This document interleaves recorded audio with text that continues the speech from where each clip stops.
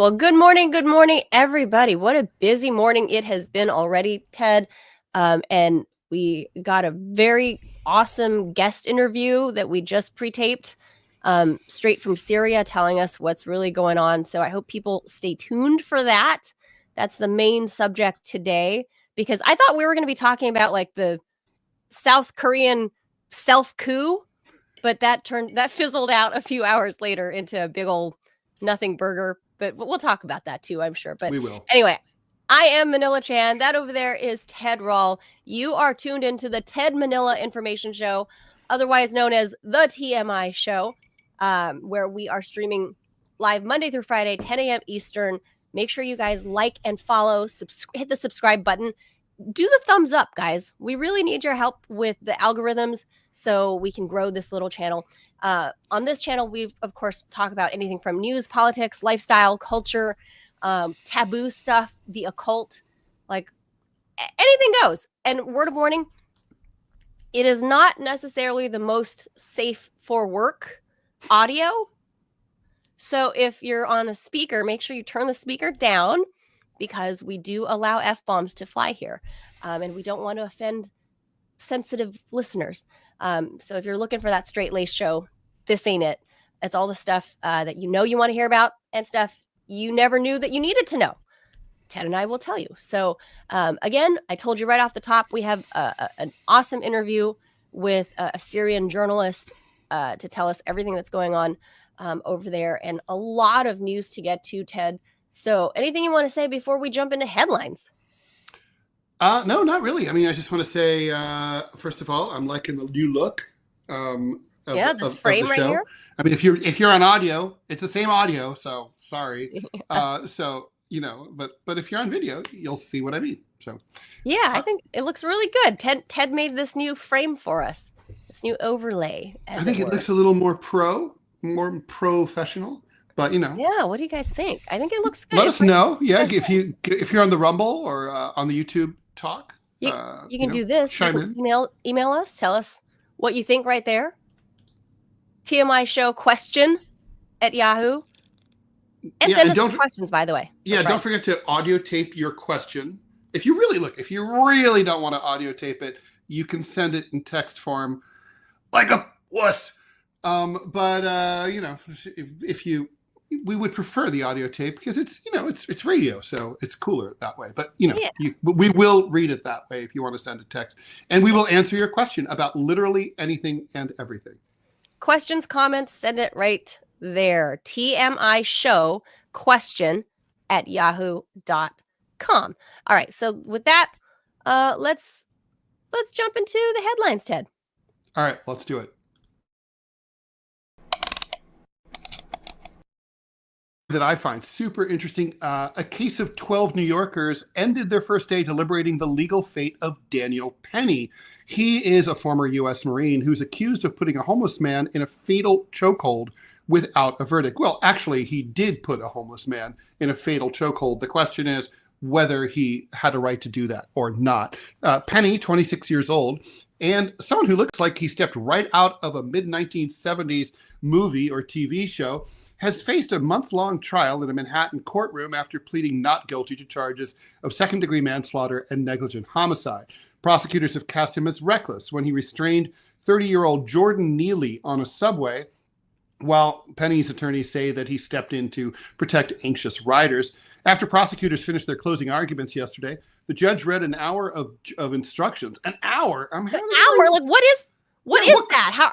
I've been on a jury. What do they need to know for an hour? I mean, how could they remember? How are they supposed to remember all that, Ted? If you all these rules, are you just going to give them a fucking book? Stand up, rub your belly. What? I don't even understand. Anyway, an hour of directions. That's ridiculous. Anyway, before sending off juries in the afternoon to reach a verdict, Penny's trial has reignited conversations about safety on public transport here in New York, America's biggest city, and arguably the best city, or at least it used to be, how the local government cares for residents struggling with homelessness, i.e. they don't, and mental health illness issues. On Monday, Steven Reiser, he's Penny's attorney, asked the jurors to put themselves into Penny's shoes, saying that he and other subway passengers had very little room to move or run when Neely's outburst began.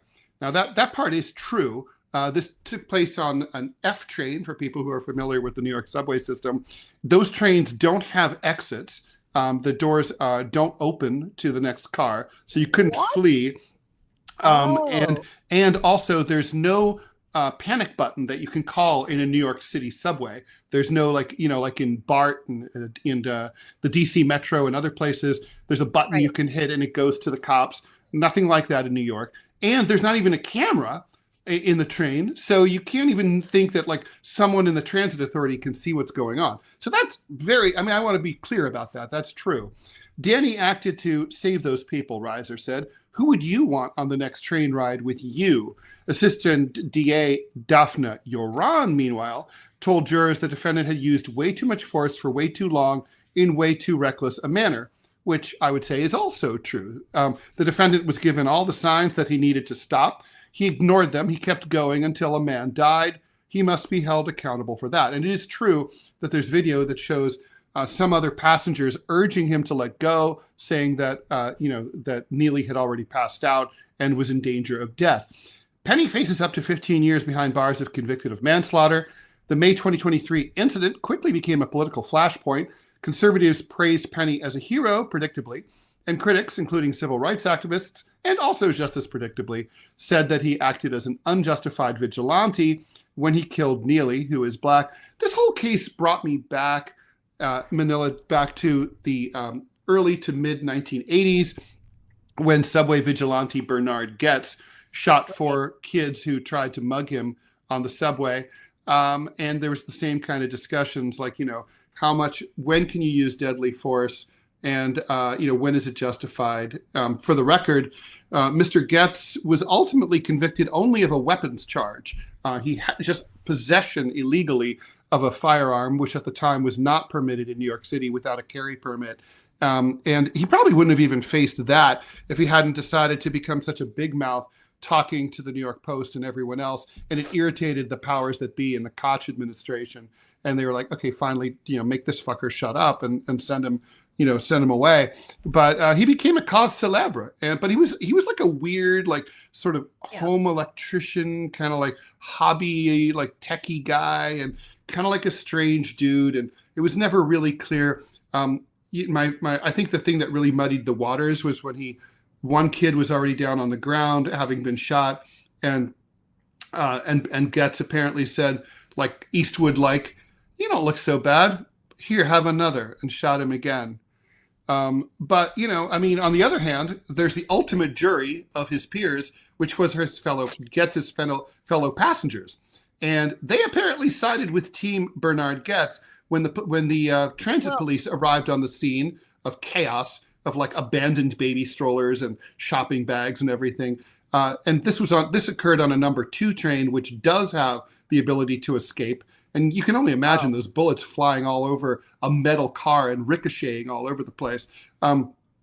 What it was like. They showed up and the cops said, "Which way did he go?" and pulled out their guns, and they all pointed north. He had gone south. Tells you what they were thinking. Ted, this would be a really interesting case.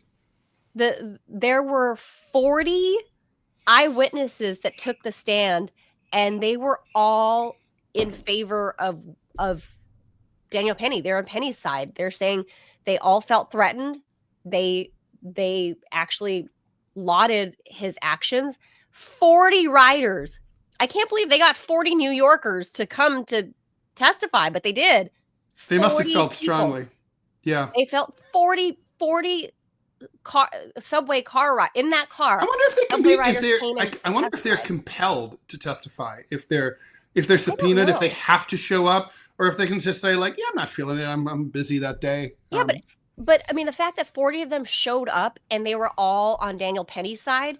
I thought there was at least one woman who testified against him. I'm sure there was a couple, but 40 were in favor of him. So that says a lot. Number one, that many people showed up and that many were on Daniel Penny's side. That's going to sway. I mean, that is honestly going to sway the jury. Having sat on a New York City jury, New Yorkers are extremely common sense based, and they're going to I don't think this was. They're going to get in there and they're just going to say, like, look they were there, we weren't there, and this is what Right. they thought. That's literally what's going to happen. I really think it was shitty that the media would jump straight into the optics part and play the optics game of white man choking black dude, but bottom line is weird looking white guy with strange curly hair. Weird looking dude white dude that came out of a 1970s looking porn. And yes, right, he totally.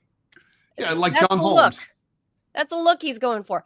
But at any rate, I think he's gonna walk. And I think it's so? and I think the main, for me, if I was on that jury, the medical examiner's report is inconclusive. The guy had drugs in his system, right? And it's possible that a lot of drugs, and that the combination that the drugs. I mean, basically, if he hadn't been on so many drugs, this crisis might not have proven fatal.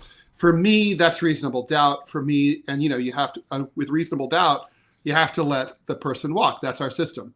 So I personally think that I think he went too far. I agree with that. I agree with that, but I also think it's unfair that the media immediately jumped to the conclusion of this is a racist Nazi white dude killing a poor. There's no evidence of black dude that lives on the street.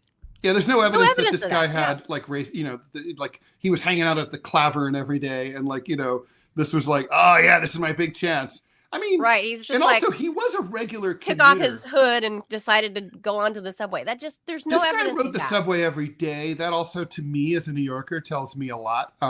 It's like if it was a tourist from someone like I had a friend from Kettering, Ohio, who I went to high school with, and she came to New York, and one time she was just like freaking out on the subway, and she's like, I don't like that something's gonna happen. We have to get off. Something's gonna happen. I have to get off. Nothing was gonna happen. A guy was black, and he was just like being black, and it's like, well, right. Guys are black, okay, and like right. you got to be okay with guys being black because people be black. Are black. Yeah, some people are black, and it was just freaking her out. And so if he'd been a guy like that, like right.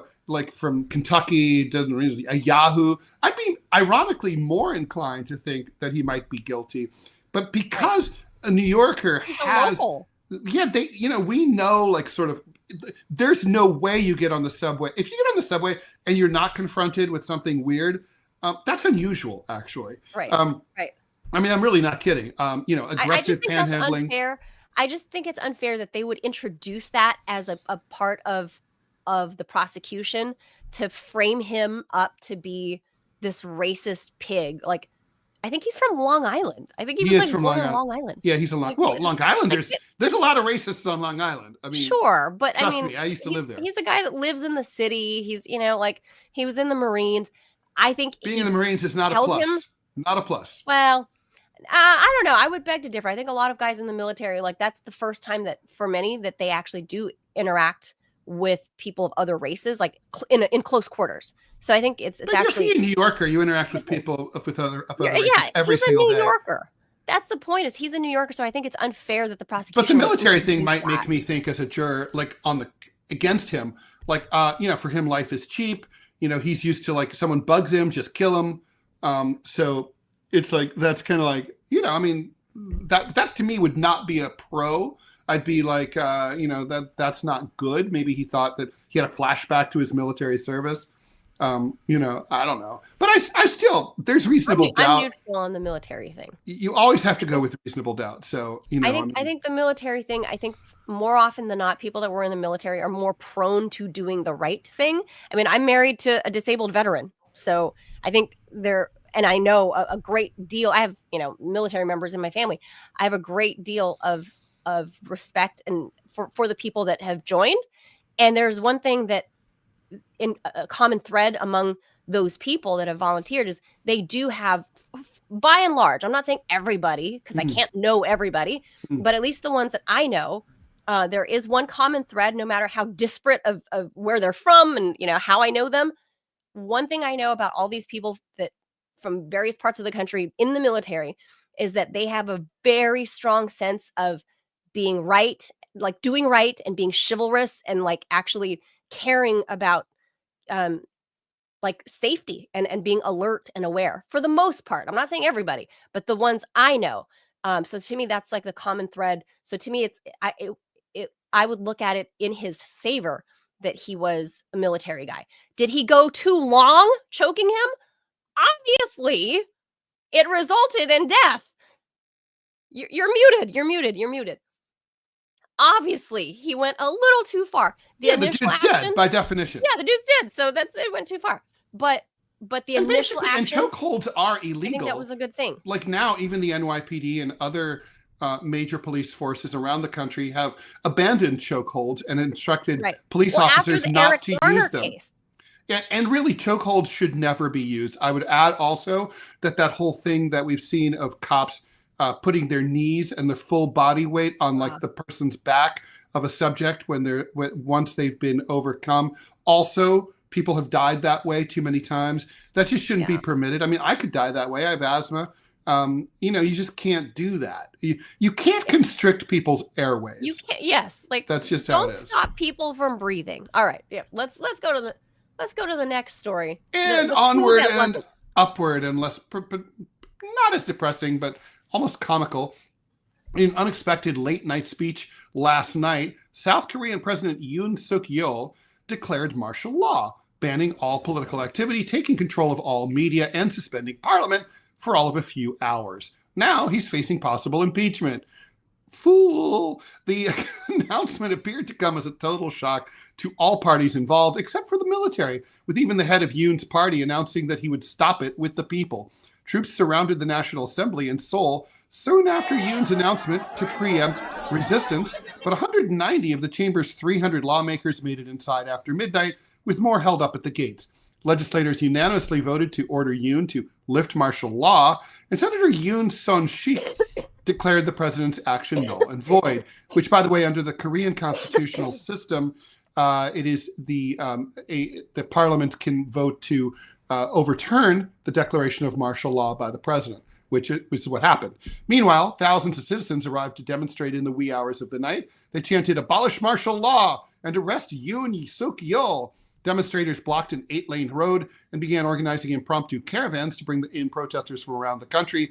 But by 4 o'clock in the morning, the crowds began to thin. Soon after, Yoon caved in. He got back on TV around 4:20 a.m. to announce that he had called a cabinet meeting and that martial law would be lifted within hours. Yoon, who is deeply unpopular, had been trapped in a stalemate with the opposition that controls the legislature. They've repeatedly tried to launch corruption investigations against his wife, which Yoon routinely vetoes, and moved to impeach government prosecutors while stymieing the president's budget priorities. Still, Yoon's calculus isn't entirely clear, as he wasn't subject yet to impeachment proceedings yet. So basically, Manila, you need 2/3 of the South Korean parliament to impeach a president. His party has about, I think, 103 members, or 108 or something like that. So you would need some defections from his party. Okay. I think, I'm not an expert on South Korean politics. I think, though, knowing something about the Asian desire to not, the Asian culture is against this kind of behavior on his part. I think the opposition is going to get those defections. I think he's going to be impeached. Really? Well, I mean, he's an idiot, and basically he made the country look like an international laughingstock. Yes, like you had a 6-hour self coup. Like that was just bizarre. Like what a bizarre move. And I mean, come on, if you're in his party, you're like, this dude's got to go. And there's always other people jonesing for the job, so it's inside the party. So they're like, get rid of this clown. He's an ass clown. He's got to go. He just made the entire country look like fools. Like this, if you're going to do this, you better dig your heels in, right? Like if you are going to do this, you better dig your heels in, line up the troops, get ready for some bloodshed. So it was a putsch. And this dude was like, oh, okay. So you know what a putsch is, right? I mean, it's a putsch, right? Like a putsch is not it. A putsch is less than a coup. The theory of a putsch, which I think is a weak theory in general in politics, the theory of a putsch is that a system is so weak that you can come along, like the most famous putsch of all time. The most famous one is, of course, the beer hall putsch under Hitler. in the mid 1920s, and basically the idea is the system is so weak that just with a little push, the whole thing is going to coming down. You just go like, and then it's like gone. And it's like, well, it doesn't usually work. Most systems aren't really that weak. What he would have needed to do really is get co-conspirators in the military to to flood the zone. I think January 6th, by the way, was also a putsch attempt on the part. It's kind of like one of those, we're not really going to conspire. We're not going to bring the military in or the cops or anything like that. We're just going to sort of go like, whew. And if it happens, it works, it works. If it doesn't, plausible deniability, it was just a riot. I don't think that at all. I think J6 was definitely just a stupid riot, a bunch of idiots, just like most of the idiots. It wasn't spontaneous though, right? I mean, most of the people were just trespassing. But that didn't even happen over there in South Korea. What we're seeing is like it was because it was only him. It was only him. And like the military, I'm not sure his wife even backed off of him. I'm not even sure his crazy wife did anything. No, I don't think anybody. He just like declared it on his own, and then a few hours later, maybe he can blame over. He can blame cold remedies or something. Like things got a little crazy. I've been hopped up on a lot of Theraflu. Like yeah, sorry, my bad. My brain just went sorry. No, he's on his way out. He's on his way out for sure. I don't think there's any chance that he is going to be president 2 months from now. I agree with that. All right, let's move on. Over. China yesterday banned the export of specific rare minerals to the U.S. that are used for technology and military applications, citing national security concerns. The decision comes a day after the U.S. expanded its restricted trade list of Chinese companies for certain types of chips and reflects an escalating tech rivalry between the world's two largest economies. The banned minerals include gallium. Oh, man, I always love me my gallium. Germanium. Who doesn't want that on a salad? I don't even know what that is. And nobody knows what that is. And antimony and other elements needed for manufacturing advanced technologies like semiconductors. China accounts for roughly 63% of American antimony imports, 54% of germanium, and 53% of gallium. China is also the world's largest producer of all three elements, and particularly gallium, not gallium. Gallium and germanium are used to produce things like mobile phones, solar panels, fiber optic cables, and infrared technology, while antimony is used in flame retardants, batteries, and nuclear weapons. Oh, you got to have that. Trade tensions between the U.S. and China have been rooted in national security concerns, a battle for technological leadership, and more. Okay, so by the way, China's also got, just parenthetically, they're also rocking the rare earths trade in eastern Afghanistan. They got in early. They got a lot of the mining rights under, ironically, the U.S. occupation for 20 years, which, by the way, what were our companies doing during 20 years? Fucking around with their thumbs up their assholes. It's like we occupied an entire country and we didn't get the stuff out of the mines, but we didn't. And so Eastern Afghanistan has lithium and many other major resources and rubies and all sorts of other stuff. They didn't get that shit. And it's like, and then the Chinese kind of like, oh, we'll outbid. And basically who won the U.S. occupation of Afghanistan? China won. We're idiots. Well, the same thing is happening in Africa. And I mean, that's perfect segue to the next story about President Biden being in Africa. Like, I guess he didn't get lost this time. I guess maybe he had better handlers this time, but he's in Africa to try to secure. They microchipped him like Clovis. To try to secure these minerals. But like I know of all the other, the big stuff like the lithium and all that, but like China, wow, like they have their own minerals. And I didn't know that they shipped that much to us, that they exported to us. But now, well, not anymore, I guess. Well, I mean, hopefully that'll be, look, that's got to continue. Those things are super important. Let's not know, Ted. Under Trump is the one that started the whole trade war anyway. It's been this frozen trade war conflict. So I don't think it's going to get any better under President Trump. Oh, which, by the way, there's breaking news-ish is that Trump supposedly Pete Hegseth might. I was going to bring that up. Oh, now, yeah, well, there you go. Well, so a lot of shakeups. So Hegseth might be gone. he might pull the Pete Hegseth nomination for Department of Defense Yes. and replace him with everyone's most charming and lovable Republican, Ron DeSantis, governor of Florida. I was going to say the most high-heeled Republican. No, not. I think that might be true. Yeah, and so I like how it's so funny the spin, right? The whole spin is Ron DeSantis might be 4 feet tall and he's got stilts under his pants. Might well be. Ron DeSantis. I mean, I will just give Ron DeSantis credit for one thing. I think he had the most amusing teaser campaign when he was about to announce to run for the presidency. His website had nothing on it but just a cute alligator looking and blinking out of the water. Like, are you serious? Hey. Oh, it was so cute. I was like, I didn't see it. Cute little teaser campaign. Cute little gator. It was like, am I? Am I not gonna? Am I? Yeah, I probably will. That's you don't know. Weird. So I love this, the anti-Trump spin on this. I mean, it's very cute. They're basically like, oh well, if he does this, it'll be because he likes to dominate people who used to be his enemies, like Marco Rubio. And so it's like let's sexualize this, right? Like, let's make this like me big let's make man. all these guys my bitch. Whereas when it was Abe Lincoln, as Doris Kearns Goodwin she called it his team of rivals, and Lincoln is given like credit for having brought in people who had disagreed with him as the best possible leaders during the Civil War.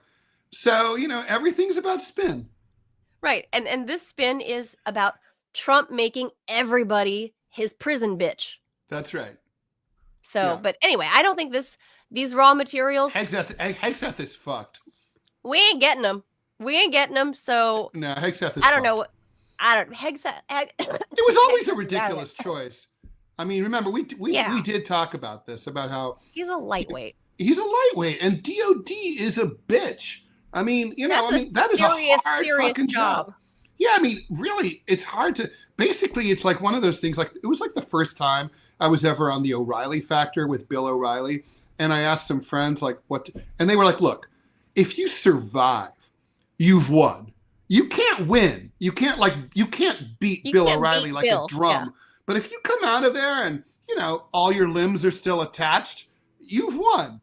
And that's like how being DOD chief is. If you come out of it and you didn't fuck up, that's amazing, because it's it's the worst job in the cabinet. I don't think it's fated for Pete Hegseth. I don't think it's not gonna happen. I don't know. I mean, Ron DeSantis was.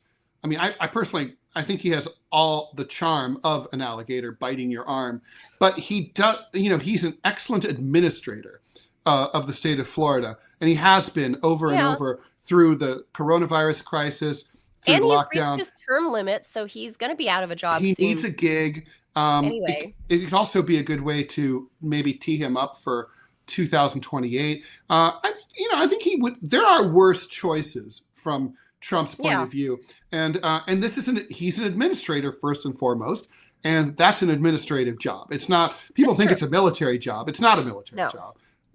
It's not about fighting wars or anything like that. It's about managing the world's biggest employer. Yes, the DOD. So yeah, good point. All right, let's move on. I'm glad you brought that up, Manila. All right, so with 7 weeks left as president, why was Joe Biden in Angola yesterday to meet with President João Lourenço? Dude, let me just say, Portuguese names are freaking hard. Hoa? Is it Hoa? Hoa? João. I think it's João Lourenço. So that little C with that thing underneath the C is called a sissadile. That's called a sissadile. And or at least it is in French. And anyway, that's a S sound. Right, like acai. Right. So anyway, João Lourenço. Anyway, it's the very first visit of a U.S. president the Portuguese to the former Portuguese colony, now a player in global energy markets. More importantly, Biden was following through on a plan to compete more effectively with China across much of Africa. Via its Belt and Road Initiative, Beijing has invested heavily in sub-Saharan African infrastructure, and Biden has long argued that competing for those opportunities is good for America's economy. There's also a security angle. Angola doesn't just have a lot of oil, it also has large reserves of copper and is home to large deposits of critical minerals like lithium and cobalt needed for batteries for e-vehicles. That's an area of intense U.S.-China competition, as previously seen here on the program. The main focus for Biden this week is his proposed 835-mile rail line to connect the cobalt, lithium, and copper mines in the Democratic Republic of Congo, not to be confused, of course, with the Republic of Congo, and the Copper Belt region of Zambia with the Angolan port of Lobito on the Atlantic, from which these increasingly precious commodities can be exported to the U.S. and Europe. Construction of the so-called Lobito corridor is not yet underway. Angola and many other sub-Saharan African countries have an angle as well. Lorenzo knows that competition among China, the U.S., Russia, Japan, Europe, and others for African resources and infrastructure projects can give African leaders leverage that they don't yet have. Lorenzo and Biden can both hope that these incoming U.S. President Donald Trump will see the value of these projects as new investment opportunities that score points against China, always with the scoring points. But, let's just say leverage would be the right word. Well, so Ted, this is his last few weeks in office, right? So if I am the Angolan president with a difficult name, I would be like, hold on, bro. Hold on. You are in like your last month of office. You have never even picked up the phone to call me. You have never emailed me. You don't even like my Instagram posts. And now you come to my country, your last month of office, to be like, bro, we're besties. I always think of you, man. You never call. You never write. But now suddenly we're besties. I've always been thinking of you. The Angolans. You were always on my mind. I've meant, the 4 years have slipped by is basically what the Biden administration is doing. And they're like, look, we're going to give you guys $1 billion infrastructure package. Yay! That's how much we love you. That, by the way, is like sidebar to this whole thing in Angola, Ted. Like, people should be pissed right now. Joe Biden just awarded $1 billion infrastructure package to help the Angolans like build up whatever, housing, water, wells, whatever. I don't recall the last time Joe Biden gave hundreds of millions for infrastructure in the United States. Oh, come on. That's completely unfair. I'm not a Joe Biden fan, but come on. That's his infrastructure is Biden's biggest accomplishment. He literally passed a $700 million infrastructure bill in 2021. It's arguably the only significant thing he ever did in 4 years. I mean, he passed it. He signed it, and granted, it was watered down, but it did get done. It's filtering its way through the system. We're going to see things happen. 5 years from now, you're going to be like, oh yeah, that's the Joe Biden Memorial, Quonset hut or whatever on the side of the highway. $100 million or something like that, like a huge amount of money, was allotted for rural internet infrastructure, and not one bit was built. No fiber optic cables, no new towers, no nothing for like. Yeah, but you said there's no infrastructure. I mean, come on, Biden infrastructure is the one thing Biden did. Yeah, he hasn't done it well. Just because he hasn't done it enough. He's done it well. And I gotta say, also, honestly, we got to blame the Republicans here. The Republicans definitely, they always claim to be pro-infrastructure. And I kind of believe them, but because it was Biden in 2021, they didn't want him to have a big success. They didn't let him have like the $2-3 trillion deal, and so they watered it down, which I thought was un-American. Frankly, we should have had a $4 trillion infrastructure bill. That, I mean, according to the engineers, they've been saying for years that we have like a C or a D for infrastructure. There's shit that we haven't fixed up since the WPA in the 1930s. There's that bridge that collapsed in Pennsylvania. One here in D.C. just a year and a half ago. Yeah, it was a miracle that nobody was on it or under it at the time. Honestly, I mean, this is, to me, Democrats and Republicans both know, and they both say that we need more infrastructure. I would here's what I would tell Donald Trump. we're totally behind you for infrastructure. You can name every single thing after yourself and your family members. It's just, but can we please just do it? Yeah, the Trump Memorial Highway Ice Repair Depot, the Trump Memorial Garbage Scow, like whatever, just like something. Just get it done. Well, so again, going back to these Angolans, like of course they're going to take the money. Why wouldn't they, right? But yeah, why wouldn't they?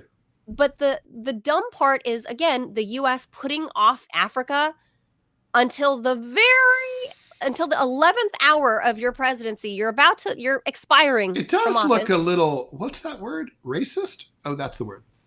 You're expiring. Your term is expiring. And the Chinese have been investing in all over Africa, like not only like the Sahel region, I mean, all over Africa. You will find Chinese built infrastructure all over Africa for the last like 10 years. So I would say Joe Biden is a Johnny come lately. And I think the Africans know that, because usually the United States, the running joke is when the United States comes, all you get is a lecture. When the Chinese come, you get a new road. Like there's a reason for that, like it's the Chinese are good at this shit. I've seen it up close and personal. Yeah, so they just built it up out of nowhere. So now this Johnny come lately right here. Uno mas. It's not going to be great. Stay tuned, by the way. Right after this story, we're going to be with our exclusive look inside occupied Aleppo. So keep it right here, which is a story you do need to know about. And it's a big deal, and it's kind of shocking. Brian Thompson, the CEO of United Healthcare, was shot and killed by a masked man near a Midtown Manhattan hotel earlier today, just before we went on the air here, according to NYPD. The shooting appears to be targeted, but the police don't know why. Thompson was not staying at the Hilton, outside of which he was shot. Thompson was in New York City for an investors conference, and his schedule was widely known. So according to the police, the gunman, who was wearing a ski mask, so that's not an assassination at all, fled down an alleyway near West 55th Street and remains at large, police say. Okay, I call bullshit on that. There's no alleys in New York City. Okay, we don't have alleys. There's like 2 alleys in Manhattan. We don't do alleys. This is a city that is alleyless, okay? We don't have alleys. The suspect is described as a skinny man wearing all black. Well, he's a New Yorker. Stands about 6'1". Everybody wears all black. Everyone wears all black. I'm wearing all black right now, almost. United Healthcare's parent company is United Health Group, which is the largest health insurer in the world. I was going to sort of try to not joke about how this might be someone who was unhappy with his healthcare provider, but there, I did it. I went there. I had to. Yeah, maybe. I mean, I don't know. That's just what a weird story, right? Like, obviously it was an assassination. Obviously. Yes. Now, obviously, we don't know what kind of assassination, whether this would have been Anthem Blue Cross Blue Shield is like, this is our big chance to increase our market share, or is let's get this guy, or is it like a domestic dispute, like spurned lover, or someone who just didn't like the cut of his jib? And I will say there are more attractive CEOs. He's younger than I expected. I didn't know. I was expecting a grizzled, gray-haired, Yeah, of course. Yeah. So, no, I mean, seriously, it's actually, it is shocking, right? I mean, CEOs don't really, I'm trying to think, when has a CEO been whacked or attempted whacked? Does Jamie Dimon just hang out in front of the Hilton in Midtown? Well, he was obviously, the dude was walking in front of it, right? So the Hilton had nothing to do with it. It's just where it happened. No, I know. But my point is, if you're somebody important like this guy or a Jamie Dimon type, right? Mm-hmm. Do you go just hanging out on the streets of Midtown Manhattan at 8 in the morning? What are you supposed to do? You don't have your own personal wormhole. When you want to go somewhere. I mean, I feel like when you're richer than God, that you're not really on the street. You always have a car. You always have a private car. No, that's not true. Mike Bloomberg famously always took the subway, and probably still does. It's the fastest way to get around New York City. With all the traffic and everything. If you're in a hurry, I mean, these are busy guys.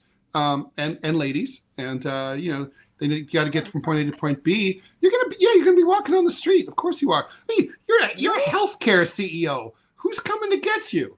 I guess until now that was never a concern. By the Wow. way, that Hilton is notable. It's where the Democratic Party always has its victory parties after on the night of elections. Huh. Go figure. Well, anyway, what a tragic story. The guy was really young. I mean, Well, he's not dead, that right? sucks. No, he died. He was shot dead. Wait, he's shot dead? He was shot dead. Oh shit, that's right. Okay, yeah. Wow. He was shot dead. That is shocking. Yeah, I mean, So it would be shocking. Shot dead on the streets of Midtown Manhattan in broad daylight at like 9 a.m. That is some freaky shit. All right, well, that's I mean, it for 9 the in the morning headlines. 9 in the morning is rush hour. Everyone's like going to work. I mean, That's true, to the extent that rush hour still exists. It's post-COVID in New York, but yeah. Oh, really? Well, I mean, literally, you can get a seat on the subway at rush hour now. You know, not necessarily, but it's possible. You know, of course, that's not how I remember it. It used to be sardine style, where the trains would roll in, and you'd be like, I can't get on this one. I'll wait for the next one. I used to ride between the cars. I used to sneak between. Don't do this at home, kids. And and sneak in between, pull the two barriers, and lift the chain up, get in and ride between. Because I had to get to work. You know, I was like, I got to get to work. Oh my God, it's that packed? No, it used to be. Yeah. One time I was so desperate, I rode on the back of the train and don't do this at home. This is not smart. All you New Yorkers are super, super weird. All right. So no, we're awesome. Let's hit the jaws. And then I'll bring us in. You introduce our next topic. Okay.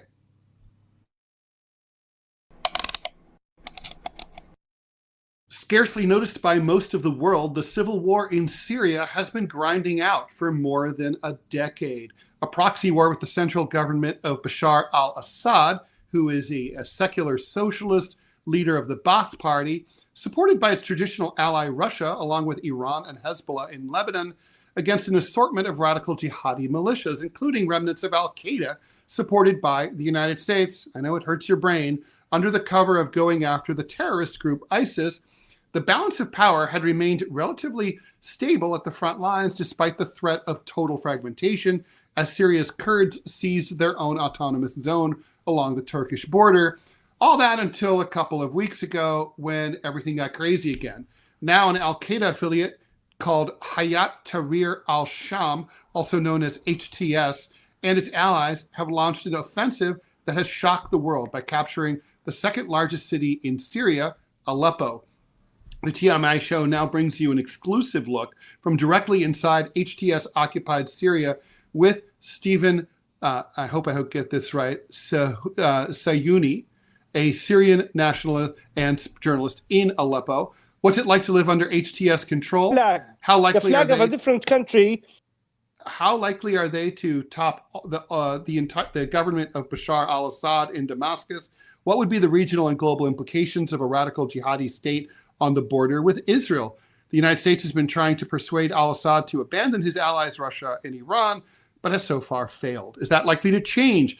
Can Russia, trying to close the deal in Ukraine, divert resources in order to save the government of Syria? What are the implications for Israel right next door? A lot to unpack, and we pre-recorded this shortly before, just less than an hour before we went on the air here. You're muted, Manila. You're muted. I'm going to be able to chat with you all as we roll this video. We're going to put it up on full screen. We pre-recorded with Steven. I've talked to him before. Like he fled Aleppo after the earthquakes, and it was horrible to find out that. Do you remember Ted, during those massive earthquakes that was like hit the tri-state area, including Turkey, and the shit just came crumbling all over Aleppo. And the United States decided, we're just going to go ahead and apply sanctions while you're under earthquake rubble, so that way nobody can help you. We're so sweet. That's Joe Biden's administration is so thoughtful. That's so nice. And apparently it still hasn't been lifted. So so that was like less than 2 years ago. They're trying to recover from that, and now in Aleppo, and now this. So let's roll it. Right, now you're muted. This is very important, guys. So stay tuned and watch this. You're going to need to know about this. He was excellent. Let's make sure this video gets rolling. All right, everybody, the video has begun. The recording has begun. So, Steven, right, I'm going to remove you are a Syrian national. I've talked to you before about, after the earthquakes and all of that and the Joe Biden sanctions and none of that. Apparently, none of that has been lifted. You guys are still suffering in Syria. And now Aleppo has fallen to these terrorist groups. Can you tell us who these terrorist groups are that are taking over Aleppo? And I'm also reading that they're now trying to travel south into Homs. That's true. This is the same group that's been since 2011, when the Obama administration started this new Middle East and the Arab Spring, and he funded it, and the war on Syria. This group in the beginning in 2011, they were called the Syrian Free Army. Then they changed their name to Jabhat al-Nusra, then to ISIS, then to the al-Nusra Front again. Now it's called HTS, Hayat Tahrir al-Sham. They're the same people. They didn't change. They just changed their clothes. They changed their name. And the mainstream media fixes them and makes them look like angels. And we saw yesterday in the Security Council, they call them rebels. Rebels who are from Chechnya fighting in Syria, who are Uyghurs, who are Uzbekistan fighters, Tajikistan fighters, and also rebels, Syrian rebels, who the first thing they do when they enter Aleppo, they lift up the Turkish flag, the flag of a different country, on the symbol of the city, and that's the citadel of Aleppo. That is who took over Aleppo. Also, in the first few hours, the first thing they did is they went into the prison and they let out more than 3,000 prisoners, killers, murderers, rapers, thieves. And today there are groups stealing cars, knocking on doors, attacking people in their house because of those murders. That's who took over Aleppo, and they did not attack in 100 or 200. They attacked in thousands. They attacked the city in the thousands with the support of the Turkish Secret Service and the American Secret Service. The American State Department has been funding them, and they've been giving them the taxpayer money for years. And Trump stopped that. President Trump stopped that. And also, there's reports that the White Wolf group, who's Ukrainian, they're in Idlib, also supporting them and fighting. So this is an intelligent war between the U.S., Turkey, NATO against Syria, Iran, and Russia. It's much bigger than opposition and Syrian army and government and democracy and freedom. Wow. Ted, you're on mute. Sorry about that. So Steven, let me ask you about this Turkish affiliation, right? I mean, Turkey, we think of as the ultimate secular Islamic state, ever since Ataturk, and even though there's been a move toward Islamic nationalism under Erdogan, still it's a secular state more than not. Why would Turkey want to involve itself with the kind of radical jihadis that you're talking about? That's the first part of my question. My second part is, what happens if HTS, as they're currently called, what happens if they take over, if they defeat al-Assad and they install themselves in Damascus? Does this essentially turn Syria into an ISIS-like caliphate? Does it turn it into Afghanistan under the Taliban? Is there an analogy that we can look at in order for, as Americans, to understand exactly what the implications would be ideologically and otherwise? First of all, Turkey always wanted to take over Aleppo, because today Aleppo, even if just 2 minutes, just to say why Aleppo is so important. Aleppo, please. It is one of the biggest cities in the Middle East. It is one of the biggest industrial cities in the Middle East. And also in 2010, Aleppo was, the factories of Aleppo was making everything for Syria. Syria went to zero importing. And that is because of the factories of Aleppo. And in 2010, Syria had the biggest industrial city in the Middle East. northeast, and that was in Aleppo. That's why, and the people of Aleppo, they are known for loving. They've been in business, and their love in business and in industrial, and they've been doing that for 10 years. So they were talking about the oldest city on planet Earth. He always wanted it. That's number one. Number two, he's been wanting to sit on with the Syrian government, Bashar al-Assad, on the negotiation table. But President Assad's been refusing, and he's saying, I will sit on the table with Erdogan only if you pull your military out. The Turkish today, the Turkish army is occupying parts of Syria. President Assad said several times, we will sit on the table, but pull out your troops. So he wants to force the Syrian government to sit on the table under his condition, as they say, negotiation under fire. And that is why, and Syrian government will not accept that, and they will not go for that. And that's why they asked for the help of their allies, Iran, the Iraqis, and the Russians. That's number one. Number two, God forbid if this happens and this HTS takes over Syria, we will be another Afghanistan. But that's the problem, is that the American State Department and the White House, they use these groups in their missions. Any country that says no to the United States or their anti-imperialism, we demonize them on the media, and at the same time we'll send them these radical groups. They did it to Gaddafi, they did it to Ali bin Abdullah Saleh in Yemen, they did it to Saddam Hussein, they did it to several countries, and also, of course, Syria. If Syria falls, and that's why we see today all of the Arab countries, Saudi Arabia, United Arab Emirates, Jordan, Egypt, the Arab League, all supporting President Assad. This is the first time it happened in 15 years. We are talking about nations, rich nations and powerful nations are supporting him in fighting terrorism. And that's why I see they will not succeed, because he has massive political support. What about Israel? I mean, Syria, I mean, it's one thing. Afghanistan is landlocked. Much of its border is with countries the United States doesn't either hates, like Iran, or doesn't care about, like Turkmenistan and Uzbekistan. But Syria is smack dab against Israel. If it becomes it gets ISIS, it becomes effectively a Taliban in the Middle East. Then what happens? I mean, aren't the Israelis can't be happy about that, right? There's got to be a split between Israeli policymakers and American policymakers. They're very happy, the Israelis. Really? Those are their number one fighters. Those are their other army.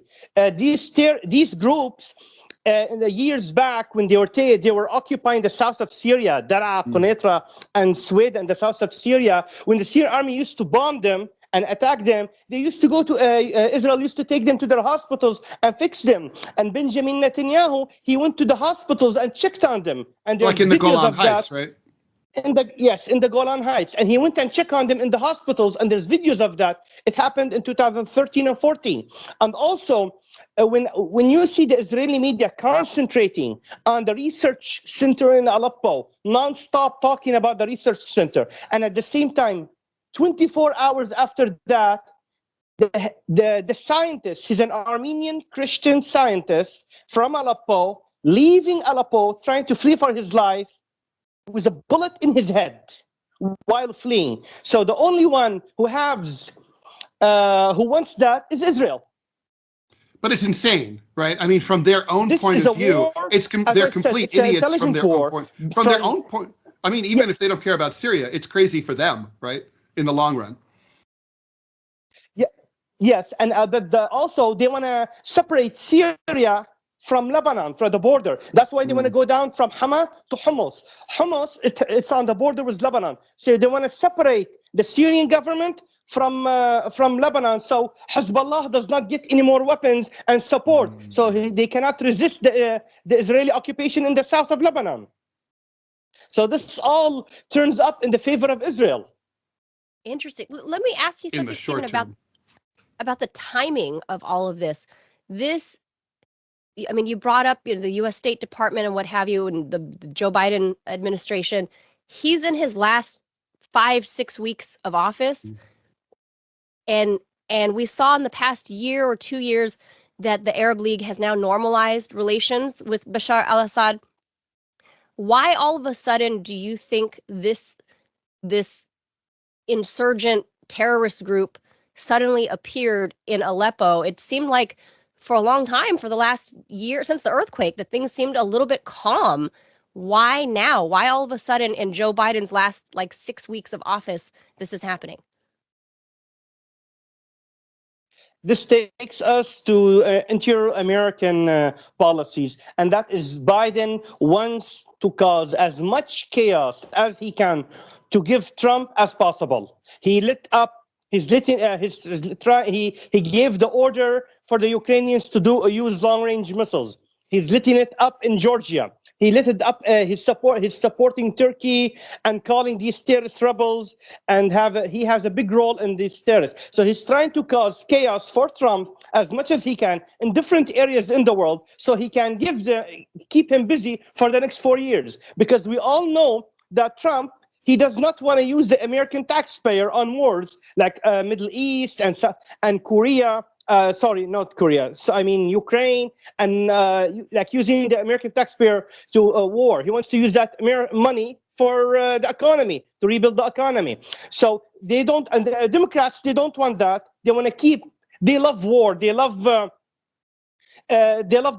keeping the weapon factories and merchant busy and making money. That's why they're doing it. Steven, let me ask you, what is it like there in Aleppo? What part of the city are you in? Have you seen any of these fighters? I mean, having been to the Middle East, I imagine that most people are off the streets, just staying home, only going out the bare minimum to get supplies early in the morning. Shutters are drawn. I mean, is that basically the situation? People are hunkering down with as much as possible. And have you seen any of these fighters driving by or walking by in the streets?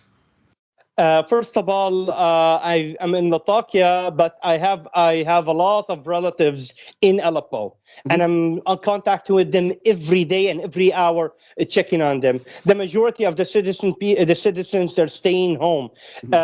They are trying to these terrorists, they're trying to, as they say, brainwash these people. They give them a few loaves of bread here and there. They give them a little bit of gasoline. They're trying to brainwash them to say, oh, look, we're good. But in reality, they have much bigger goals and other goals. Like, for example, they went to the Christian neighborhoods and they took off all of the Christmas trees and and forbid them because they're Islamic terrorists.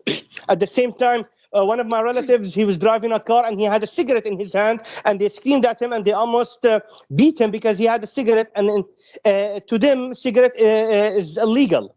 It's haram. So it's haram. Also, the same thing for a woman with a scarf. A woman cannot walk around with a scarf. So all of this, that's why it's scaring the people. Like, there's a lot of people, the naive, the simple people, they'll believe in that, giving them a few loaves of bread and some gasoline. But there's a lot of people, they're not believing it because they know them. These same groups, these same terrorists, just 3 years ago, they had Aleppo surrounded and forbidding water and food from them. Also, years ago, 2-3 years ago, these same terrorists, they were launching missiles on the civilians, and they killed hundreds of civilians in the past years of the war. Steven, what about hospitals and stuff, Steven? Hospitals, schools, stuff like that? Is civilian infrastructure still in place with the terrorists taking over Aleppo? Schools and the colleges are shut. The hospitals are still going, but there's a lack of equipment and lack of doctors, because about 2 million out of 6 million, 2 million fled the city. And if the doors were open, much more could have fled. What does it? I mean, the reports that we're getting is that the central government of Syria did not defend Aleppo. They basically ran away, right? I mean, they claimed that even by their own account, they quote unquote dozens of Syrian soldiers were killed, dozens, to defend such a huge city, and were lost in this. I mean, what happened there? Were they just unprepared for this attack? First of all, we're talking about a government military of a country. We're not talking about a militia. So after 15 years of war, it's any army will be tired. Any army will cannot go on, stay on alert for 15 years straight. This, as we all know, we're talking about a government military. At the same time, there was a deal between Turkey, Russia, and Iran, the Astana meeting, for decreasing tension. The Syrian army, so that's why they were not on high alert, because there was an agreement for decreasing tension. And at the same time, as I told you, the Syrian army, after 15 years, they did everything. They did everything possible that they can. There's hardly any more men, because, as I told you, because it's been 15 years, not one or two. And also, a lot of the allies of Syria went to South Lebanon, like we're talking about Hezbollah, went to the South Lebanon. The Iraqis, they went back to their countries. They saw the situation decrease. But as always, and as Turkey stabbed in the back, they stabbed Russia in the back, they stabbed Iran in the back, and of course they've been stabbing Syria in the back for decades now. Stephen, let's talk about Russia. Syria and Russia are close allies. They have been for a very long time, since the Soviet period at least. And it would be a tremendous loss of prestige for Russia to lose Syria. What do you think? I mean, can President Putin send enough resources? I mean, he's trying to close down, and he's close to victory in Ukraine. So he wants to finish that war, obviously. What is it likely that the Russians are going to deploy more resources soon in order to come to maybe liberate Aleppo? Today, now, since the battle started, the Syrian Air Force and the Russian Air Force have been targeting these terrorists. They've been already killed over 1,500 of these terrorists already in the city of Idlib, Hama, and the suburbs of Aleppo. So the Russian help and the Russian support for Syria, if it was politically or militarily, Syria wouldn't have survived and stood up on its feet without the Russian support, starting from September 2015. Today, who saved Syria? It's of course the Syrian army and their martyrs, that's for sure. But if it wasn't for the Russian support and the Russian help, it wouldn't have. That's on one side. On the other side, today, Syria is. Russia today is a superpower, growing superpower, standing in the face of the United States. There are a lot of competition, militarily, politically. There are alliances of Russia, China, and Iran. So Russia is trying to build their allies, make their allies strong, and increase where they're at. Like we're seeing in Africa.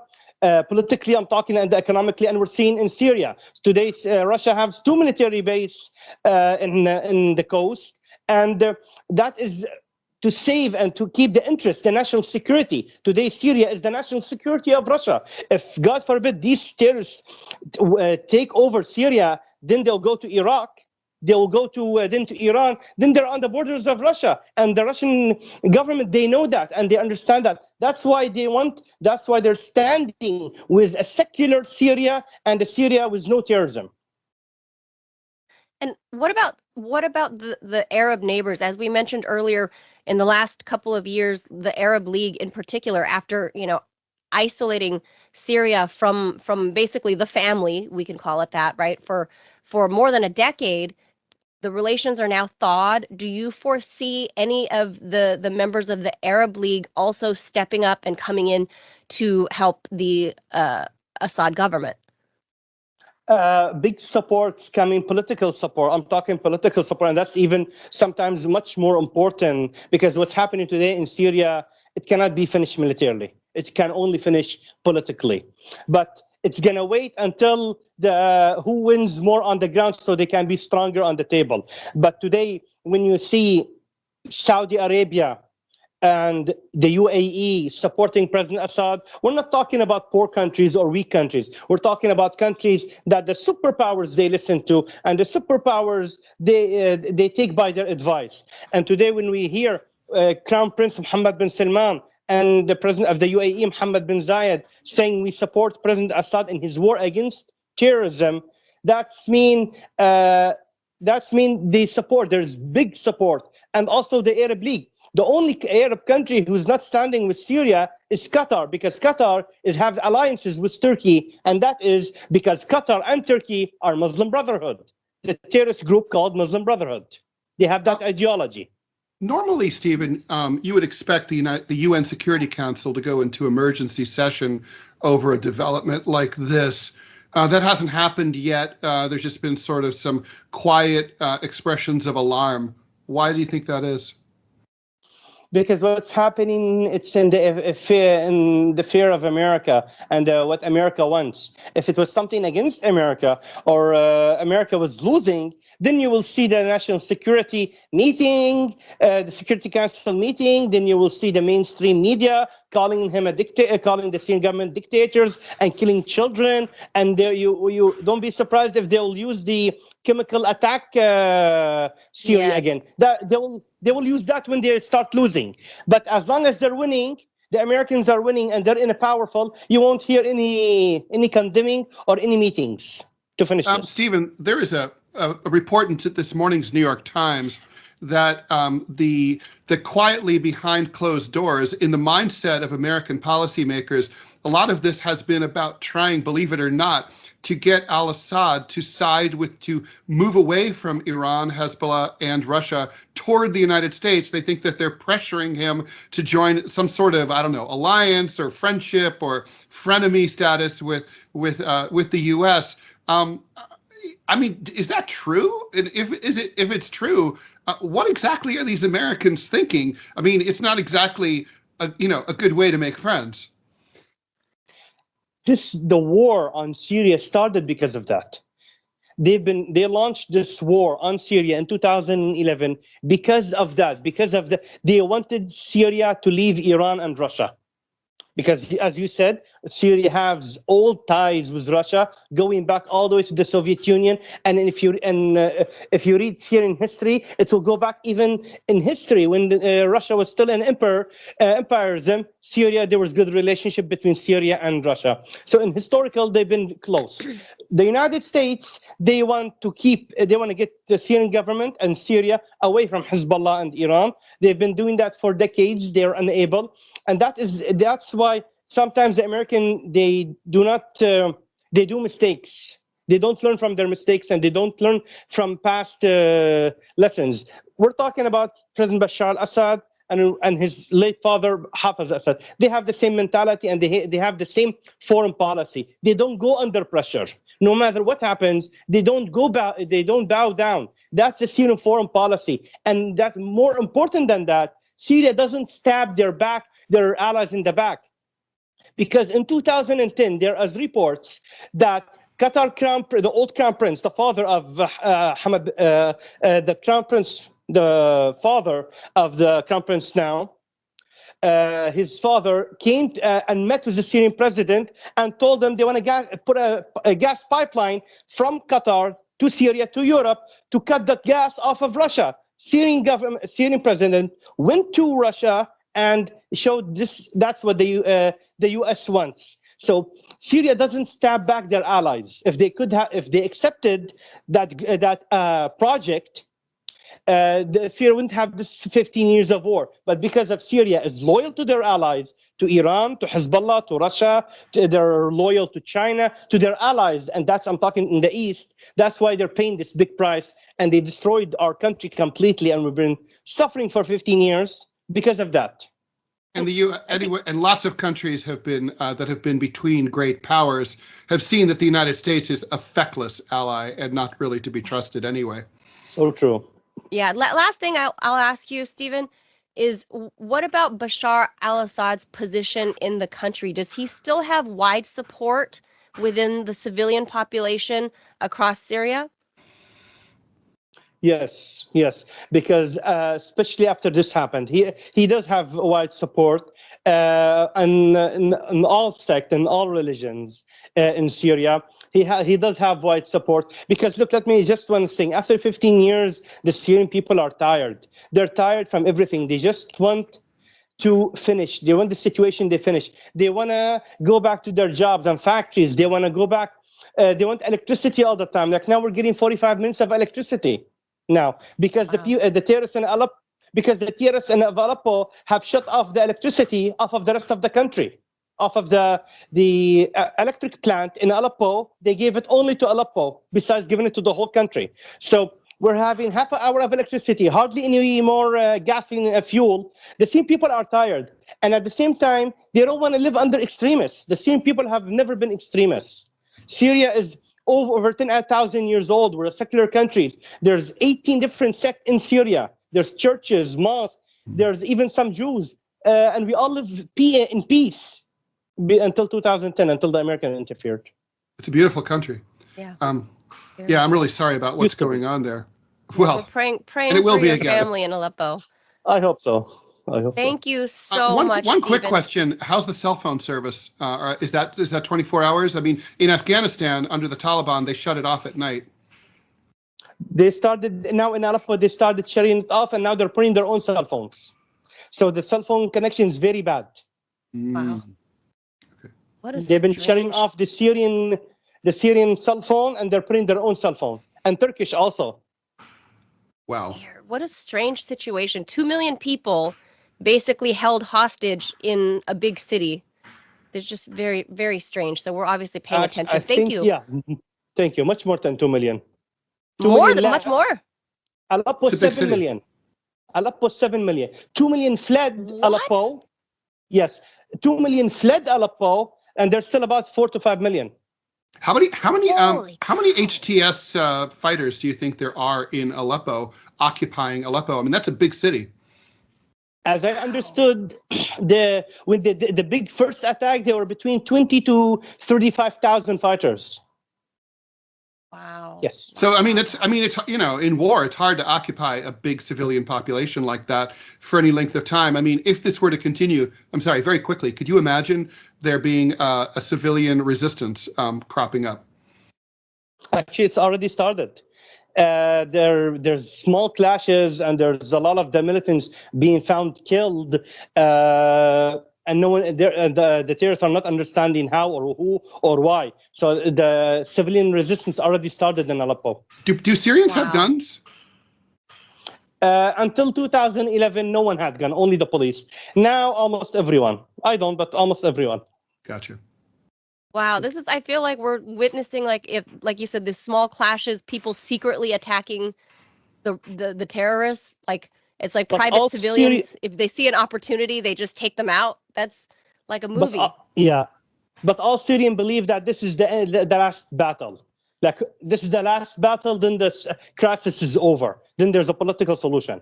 So all the Syrians are, for sure. That's why they're being patient, because they know this is the final battle. Why do they think that? Why are they convinced of that? Because of the international how the international politics is going, especially with Trump coming in. Really? Trump and Russia are close to each other for several reasons, and also at the same time as the Arab support. We never had that Arab support, so the situation politically is changing. So that will affect Syria to better. I hope so. I hope you guys, I hope Trump comes in and drops these Biden sanctions, and hopefully other, help can be on the way. Thank you so much, Steven. So. We hope welcome. You can join us again to keep us updated with everything. Okay. Please stay safe, and for your family too. Yes. Thank you. Thank you very much. Thanks.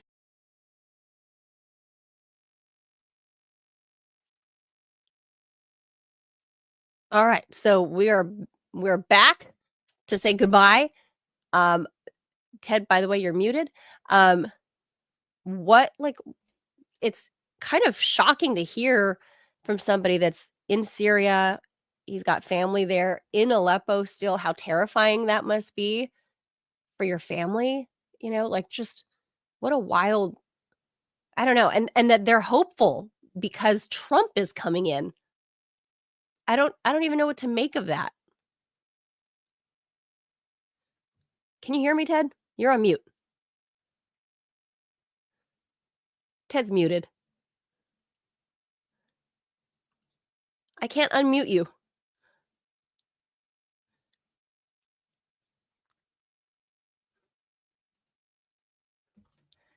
Whoa, Ted. Ted's on mute, and he can't unmute. Anyway, I hope you guys enjoyed that conversation with Steven. I think Ted's got to reconnect back on. There he is. Let's much better. There you are. Much now better. You're working. Yeah. Sometimes you just need to reload, and that's it. Yeah, great conversation with Steven. Appreciate him taking what, with the rolling blackouts that they're being subjected to right now, that he would be able to save up some of that internet and power for, telling us what's going on. But I guess because you got to tell the world. You got to tell the world what's happening. And I find it fascinating that he says that the Syrian people are optimistic about Trump coming into office. Don't you think that's weird? Yeah, I memean, why do you think it's weird? Because Trump was the one that's like, oh, can't we just steal their oil in the East?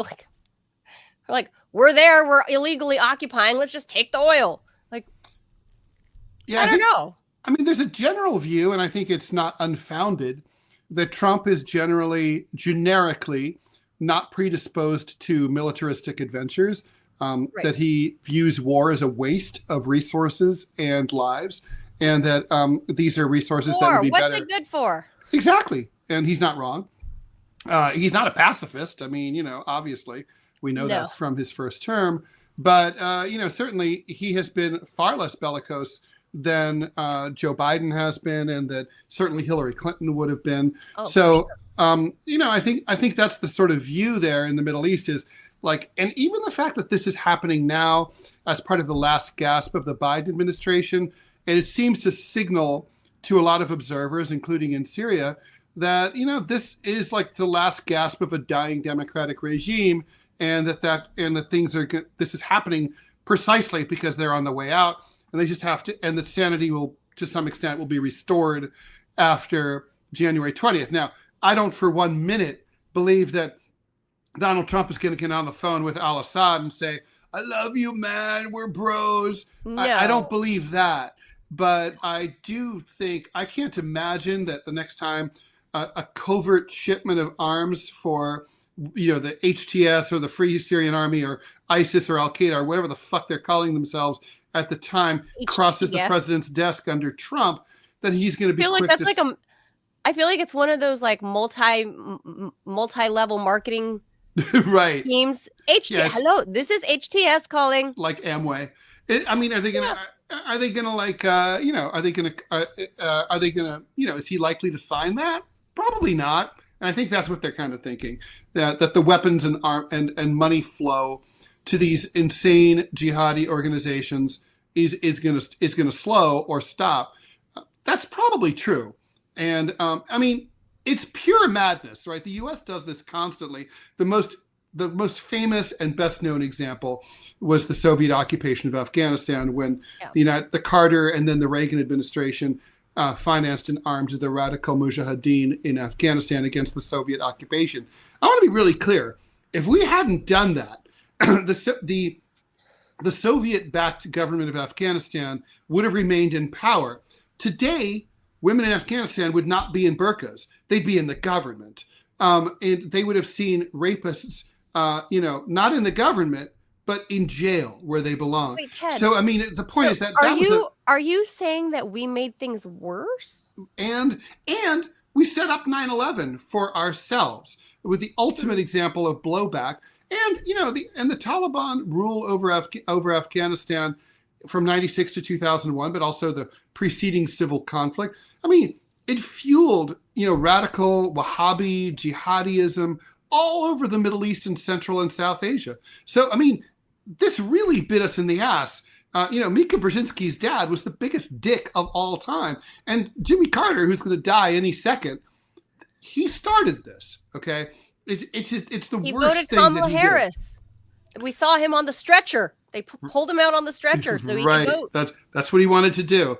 The point is, and we've done this over and over, and it's kind of like, believe it or not, back in the 80s, the logic of this was, they really, really believe in God, and we, like right-wing Christians, really, really believe in the same God. So we're kind of on the same team. No, you're really not. You're really not. Yeah, this is, I feel like the only positive I can think of with Trump is, I'm not going to say he's totally anti-interventionist, because he's not, No. but he's not a pacifist, and he's not he's not Ron Paul, right? But No. it is promising to me that he has invited Ron Paul to become an advisor. So maybe Isn't Ron Paul super old now? Yeah, I actually just met him right before, like 3 months ago, right before my mastectomy, at his conference that he had here by Dulles Airport. And he's super old. I think he's like 98, I think. Okay, so he is super old, yeah. He's super old, but he's doing a lot. He looks and sounds a lot better than Joe Biden. I can tell you that much. That's terrifying. It's like, I mean, he's got the little old man shuffle, but his brain is still sharper than me. If you're standing up and shuffling at 98, you're rocking it. I mean, really. I mean, he was still giving his speeches, at the conference and cracking jokes. And I mean, he is sharper at 98 than I am in my mid 40s with, a bad cold and some Theraflu. He's a lot sharper than me. I just want to say and that if he is advising Trump, that gives me a little bit of hope that maybe the foreign policy, little bit, that maybe we'll be less interventionist in the next 4 years. Maybe. This Syrian thing is a huge story to watch, and I'm really glad we had Steven on. Yeah, it's just very sad, everything that's been happening in Syria the last decade, and a lot of it it's all fingerprints back to the State Department. Yeah. All right, we should wrap it up. That's gonna do it for us.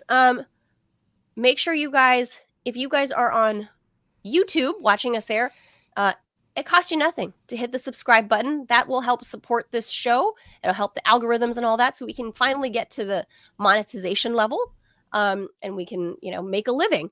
And if you are on Rumble and you're following us there, if you're on the .com, please help support the channel by hitting the subscribe button just below the chat. You can become a $5 a month subscriber there. If you would like to continue doing this for you, for us, again, so we can make a living from doing this. If you're enjoying what you see, you find value in this, then please help us stay independent, and then we can keep doing it. So to all of those who have already supported, thank you so much. We're trying to make ends meet, and we appreciate it. And who knows? We don't know what's going to happen in January. We don't know if we're going to get our jobs back. We don't know anything. So until further notice, this is it. So Ted and I are doing this. This is it. So make sure you hit that the thumbs up button, to help support the show, and it'll help us grow, because the algorithms really, really do rely on the likes, apparently, on both on YouTube and Rumble. So thank you all for being here. We'll be back tomorrow, 10 a.m. Eastern time. Thank you all for being here. Hasta mañana, everybody. We'll see you tomorrow. We will. Bye. Bye, everyone. Bye, Manila. Bye.